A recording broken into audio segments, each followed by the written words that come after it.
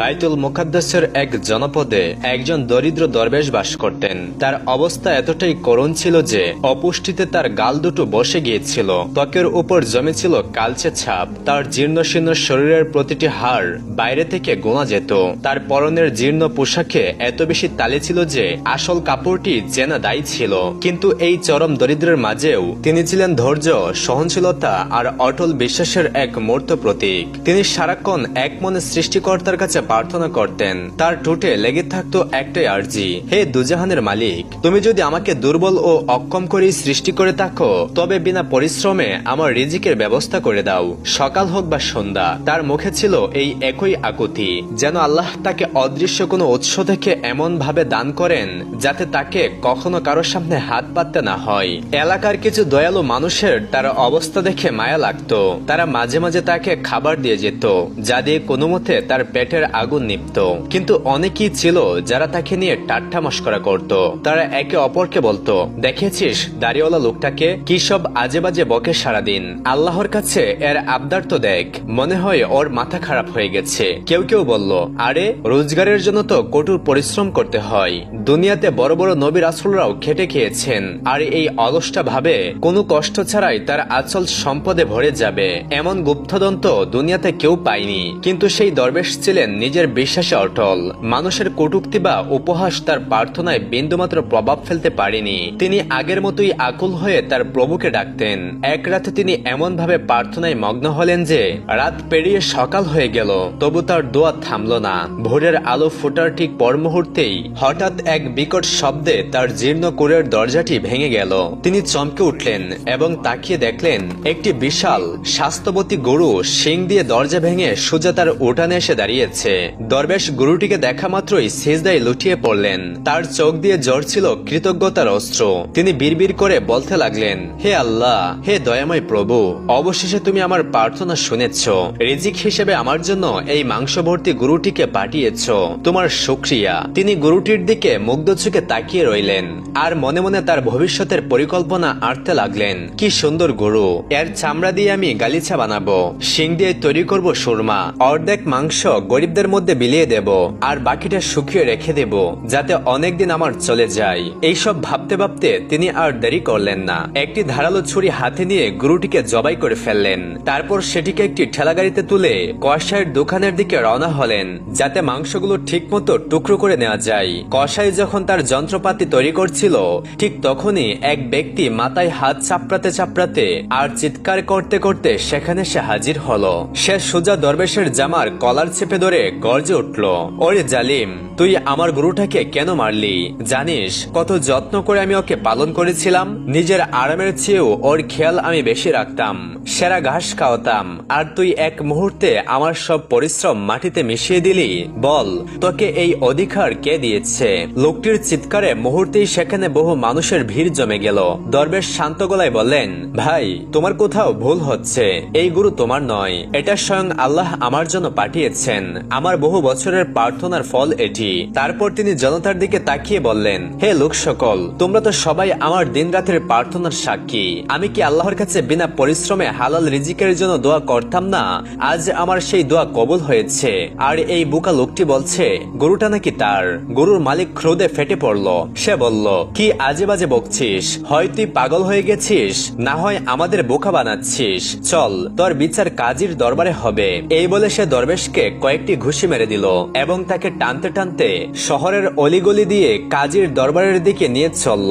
যেতে যেতে সে চিৎকার করে বলছিল, সবাই এই দাড়িওয়ালার ভণ্ডামি দেখো, আমার মাল চুরি করে বলছে দোয়া করে পেয়েছে। যদি দোয়াই সব হতো তাহলে তো দুনিয়ার সব ফকিররাই আজ ধনী হয়ে যেত, কিন্তু ভিক্ষা ছাড়া তো তাদের কিছুই জুটে না। জনতাও তার কথাই সায় দিল। সবাই মিলে দরবেশকে দোষারোপ করতে লাগলো। এই প্রতিকূল পরিস্থিতিতে দরবেশ অসহায় হয়ে আকাশের দিকে তাকিয়ে বললেন, হে আল্লাহ, হে দয়াময় প্রভু, তুমি তো আমার মনে এই দোয়া দিয়েছিলে, আমি তোমাকে আমার রব মেনে প্রার্থনা করেছি। এখন যখন তুমি আমার দোয়া কবুল করলে, তখন এই প্রতারক আমাকে অন্ধ বলছে। হে আল্লাহ, তুমি আমাকে এই বিপদ থেকে উদ্ধার করো।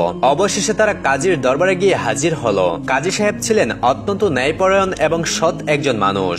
গরুর মালিক অভিযোগ করে বলল, হুজুর, আমার গরু ভুল করে এর বাড়িতে ঢুকে পড়েছিল, আর এই লোকটা তাকে জবাই করে করে দিয়েছে, আপনি এর বিচার করুন।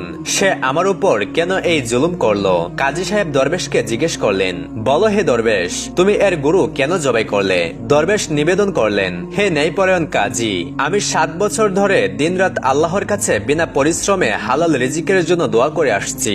এই শহরের প্রতিটি মানুষ আমার এই প্রার্থনার কথা জানে। বহু বছর পর আল্লাহ আমার সেই দোয়া কবুল করেন। এই গরুটি আমার ঘরে পাঠিয়েছেন, আমি শুকরিয়া আদায় করতে এটিকে জবাই করেছি, যাতে গরিবদের মধ্যে এর মাংস বিলিয়ে দিতে পারি। কাজী সাহেব বললেন, হে দরবেশ, বিনা কারণে অজুহাত দিও না। যদি কোনো শরীয়ত সম্মত দলিল থাকে তবে তা পেশ করো। তুমি কি চাও আমি দলিল ছাড়া রায় দেই? তুমি বলো, গরুটি কি কেউ তোমাকে দান করেছে নাকি তুমি কিনেছো? দরবেশ বলল, না হুজুর, এই গরু আমাকে কেউ দান করেনি বা আমি কিনেও আনিনি।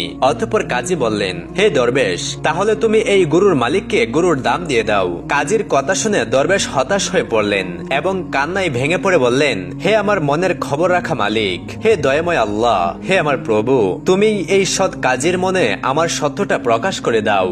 দরবেশের এই আকুল কান্না দেখে কাজীর মনে দয়া হলো। তিনি গরুর মালিক ও জনতাকে বললেন, আমি এই দরবেশকে আজকের দিনের জন্য সময় দিচ্ছি। এই মামলার শুনানি আগামীকাল পর্যন্ত স্থগিত করা হলো, যাতে আমি এই বিষয়টি আরো ভালোভাবে তদন্ত করতে পারি। সেই দিন রাতে কাজী সাহেব ইবাদত করতে করতে ঘুমিয়ে পড়লেন। অতঃপর তিনি স্বপ্নে দেখলেন, শহরের বাইরের এক জঙ্গলের মধ্যে একটি কুঁড়ে ঘরে এক বৃদ্ধ বসে আছেন। তিনি কাজীকে বলছেন, হে কাজী, দরবেশের মামলার রায় দেওয়ার আগে অবশ্যই আমার সঙ্গে দেখা করবে। অতঃপর সকালবেলা ঘুম থেকে উঠেই কাজী সাহেব জঙ্গলের দিকে রওনা হলেন। সেখানে তিনি স্বপ্নে দেখা সেই কুঁড়ে ঘরটি খুঁজে পেলেন। দরজায় করাঘাত করতেই ভেতর থেকে আওয়াজ এলো, হে ন্যায়পরায়ণ কাজী, ভেতরে আসুন, আমি আপনারই অপেক্ষায় ছিলাম। অতঃপর কাজী যখন ঘরের ভিতর ঢুকলো তখন বৃদ্ধ লোকটি দরবেশ ও গরুর মালিকের মামলা সম্পর্কে এমন কিছু তথ্য দিলেন যা শুনে কাজী সাহেব হতবাক হয়ে গেলেন। তিনি গরুর মালিকের ওপর ক্রুদ্ধ হলেন এবং বৃদ্ধকে ধন্যবাদ জানিয়ে দরবারে ফিরে এলেন। পরদিন আবার আদালত বসলো। চারপাশে লোকে লোকারণ্য।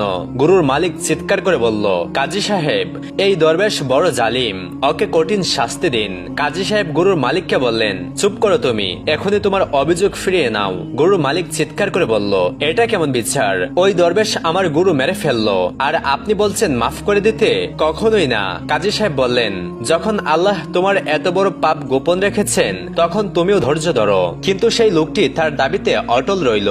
তখন কাজী সাহেব এক কঠোর রায় ঘোষণা করলেন। কাজী সাহেব বললেন, আমি আদেশ দিচ্ছি, তুমি তোমার সমস্ত সহায় সম্পত্তি এই দরবেশের হাতে তুলে দেবে। যদি এর পরেও তুমি আপত্তি করো তবে তোমার জন্য আরো কঠিন শাস্তি অপেক্ষা করছে। এই কথা শুনে লোকটি মাথায় ধুলো মেখে কাপড় ছিঁড়ে আহাজারি করতে লাগলো। সে যখন কিছুতেই শান্ত হলো না তখন কাজী সাহেব তাকে কাছে ডেকে বললেন, আরে হতবাগা, তোর ভাগ্য খারাপ, তাই তোর পাপ ধীরে ধীরে প্রকাশ পাচ্ছে। এরপর তিনি আরেকটি রায় দিলেন, তোর স্ত্রী এই দরবেশের দাসী হবে এবং তোর সন্তানরা তার গোলাম হবে। এরপরেও যদি তুই হট্টগোল বন্ধ না করিস তবে নিজের মৃত্যুর জন্য তুই নিজেই দায়ী থাকবি। কাজীর এই রায় শুনে লোকটি মাটিতে গড়াগড়ি দিয়ে কাঁদতে লাগলো। উপস্থিত জনতা কাজীর এই বিচারে অবাক হয়ে তাকে অনুরোধ করলো এমন অন্যায় না করতে। তখন কাজী সাহেব সবাইকে উদ্দেশ্য করে বললেন, হে লোক সকল, এখন সেই সময় এসে গেছে, এর গোপন রহস্য প্রকাশ করা হোক। সবাই আমার সঙ্গে জঙ্গলের নদীর ধারে চলো।